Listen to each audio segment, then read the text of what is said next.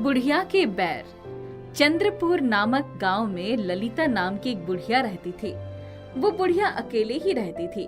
कुछ साल पहले उसके पति की मृत्यु हो गई थी और बच्चे पहले ही गांव छोड़कर जा चुके थे।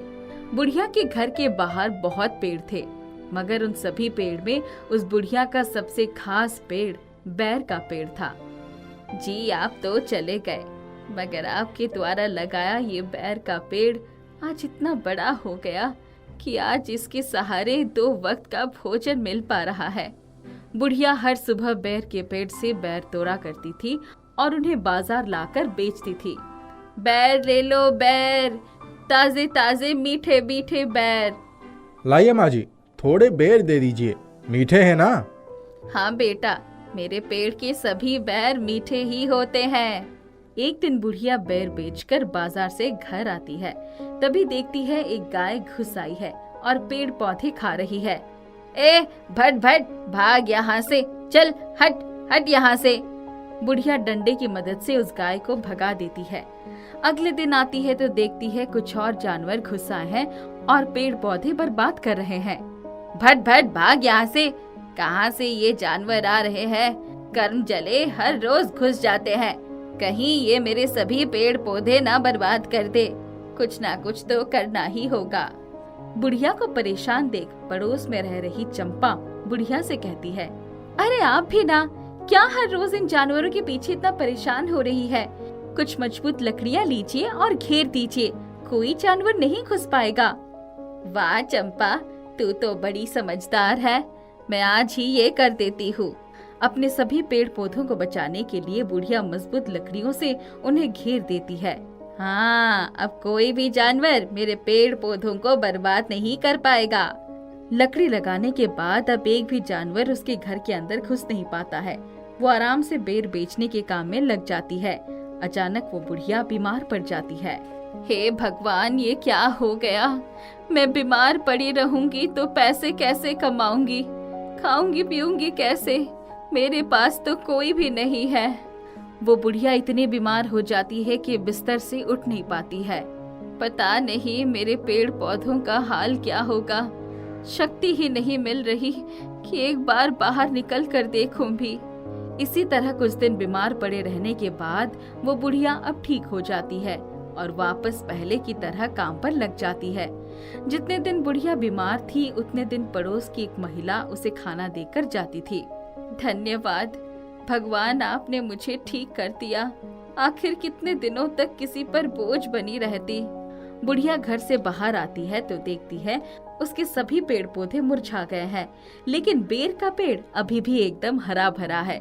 मगर जो भी लकड़ियां उस बुढ़िया ने सुरक्षा के लिए लगाया था वो सभी टूटकर नीचे गिर चुकी थी। ये सब तो टूट चुकी है। वैसे भी मैं तो बीमार थी, आखिर कौन इसकी देखभाल करता?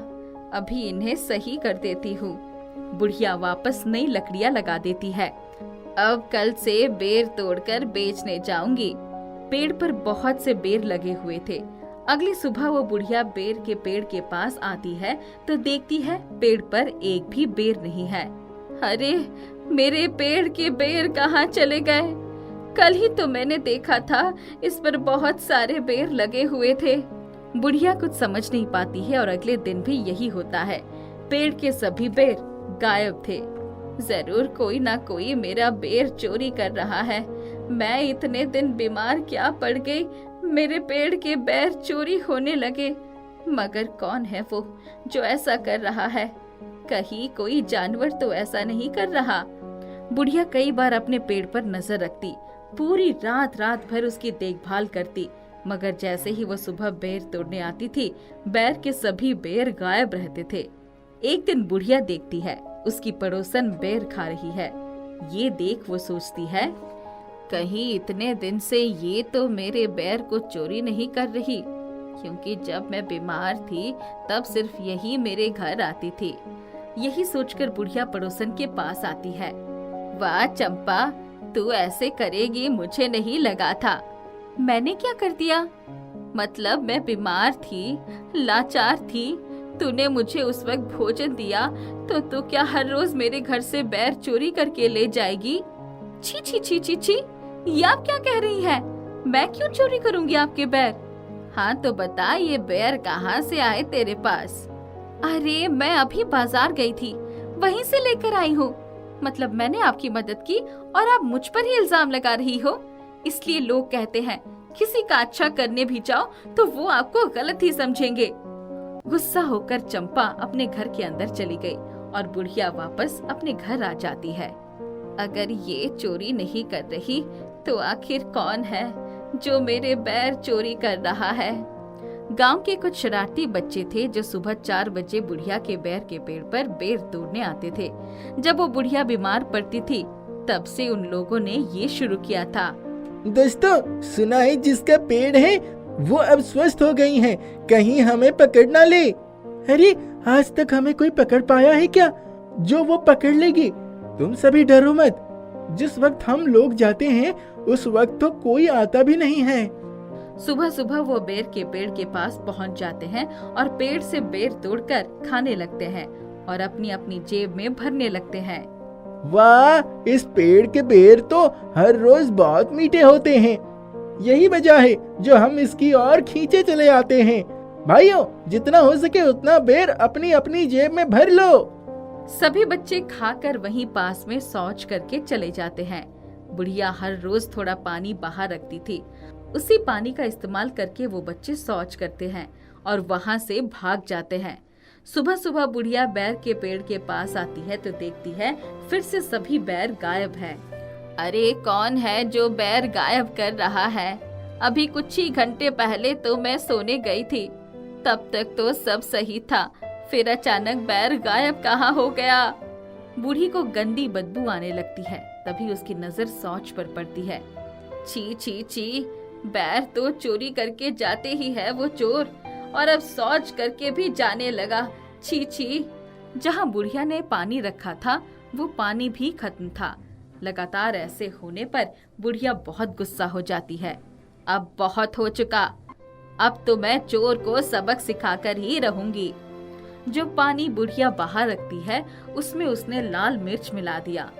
अब तो पता चलेगा चोर को किससे पंगा लिया है। बच्चे सुबह बेर तोड़ने आते हैं और बेर तोड़कर खाते हैं और शौच करते हैं। शौच करने के बाद बुढ़िया का रखा हुआ पानी इस्तेमाल करते हैं। उस पानी में लाल मिर्च थी जिस वजह से उन्हें जलन शुरू हो जाती है।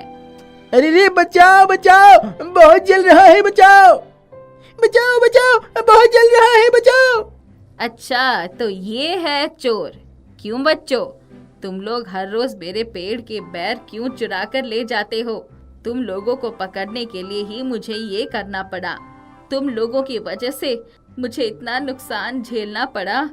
अरे हमें माफ करो, हमें माफ करो, अब हम यहाँ कभी नहीं आने वाले हैं। अरे रे रे, बहुत जल रही है। चिल्लाते चिल्लाते सारे बच्चे वहाँ से भाग जाते हैं और वापस कभी उस बुढ़िया के बैर के पेड़ के पास नजर नहीं आते थे। चलकर चंपा से माफी मांग लेती हूँ, मैंने उस पर गलत इल्जाम लगा दिया था। बूढ़ी चंपा के पास आती है। चंपा, मुझे माफ कर दे, मैंने तुझ पर गलत इल्जाम लगा दिया था। कुछ बच्चे हर रोज मेरे बैर चोरी करके ले जाते थे और मैंने तुझ पर इल्जाम लगा दिया। तूने तो मेरी कितनी मदद की है।